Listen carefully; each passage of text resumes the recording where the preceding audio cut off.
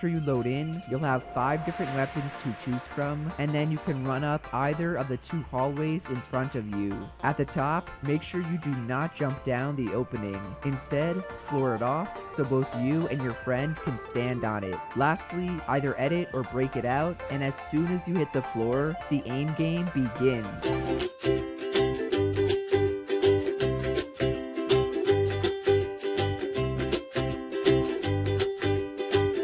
You and the other person both have 2,000 health, and whoever dies first loses. Then the whole thing will restart, you'll respawn at the beginning, and you can go at it again with another gun. Now, the reason why this is such amazing and unique practice is because it's quite literally the most realistic close-range aim training you can get. You get the third-person point of view and camera angles you can't get in Kovacs, you can use actual Fortnite weapons, and you are practicing your aim on in-game targets and hitboxes. On top of that, there's aim assist for controller players, there's 2 different arenas if you want to practice with elevation, and something that most people overlook is that it helps you improve your movement. As you're trying to hit your shots, you also want to do your best to make your opponent miss theirs. Remember, the goal is to eliminate the other person before they eliminate you. Just standing there trying to line up your shot is not how you do that. And when you think about it, that's a big part of what makes this drill so incredibly useful. Never before has there been a practice exercise that simultaneously works on your shot dodging and strafing abilities, all while it trains your close range aim. People tend to forget how important that stuff is in winning close range fights. One nice crouch swing or dip to the side can cause your opponent to choke and help you win the fight. This is likely why we're seeing a ton of top tier pros starting to try out aim duels on their own.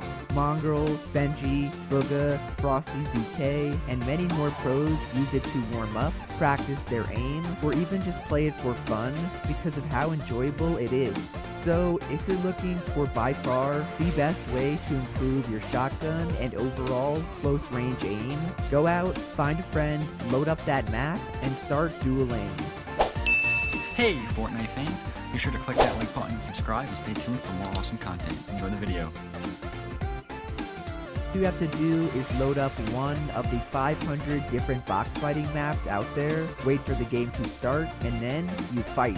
The reason box fighting is so useful is because it helps improve your editing, building, and game sense on top of everything Aim Duels does. Plus, I can guarantee 80% of your fights in game will be box fights. So along with helping you hit more shots, you'll learn how to play out these tricky situations in game. Now, before you ask which is more useful between box fighting and aim duels, it all depends on what you want to work on. Aim duels is much more efficient for improving your close range aim because it's all aiming. There's no building or decision making involved, you're just in a box hitting the other person with your shotgun for over a minute. On the other hand, box fighting is better for improving all your mechanics, with aim being the main one. So in my opinion, do both, maybe 15 minutes of aim duels, and then however else long you want for box fights. Just make sure if you want to get better aim, you need to be using one of these 2 practice methods. Anything else, to me,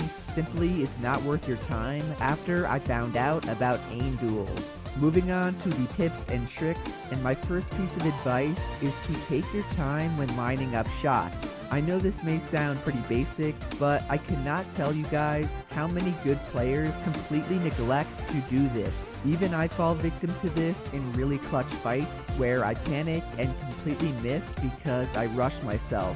What you gotta realize though is hitting your shot a second later because you took the time to make sure you'd hit it is way better than missing your first shot and then hitting the second. In the latter example, there's a good chance you end up dead or with way less HP and shield because you choked your first shot. While if you listen to Papagerian, you'd hit them with a fat 200 pump on your first shot, even though you might take a little damage at first. So I'm not saying you should take forever just to line up your crosshairs or not to go for flick shots. I'm more so saying that you don't always need to take the first shot or be the first one doing damage. My second tip, which will help you guys line up your shots a little faster, is to always keep your crosshair positioned high up.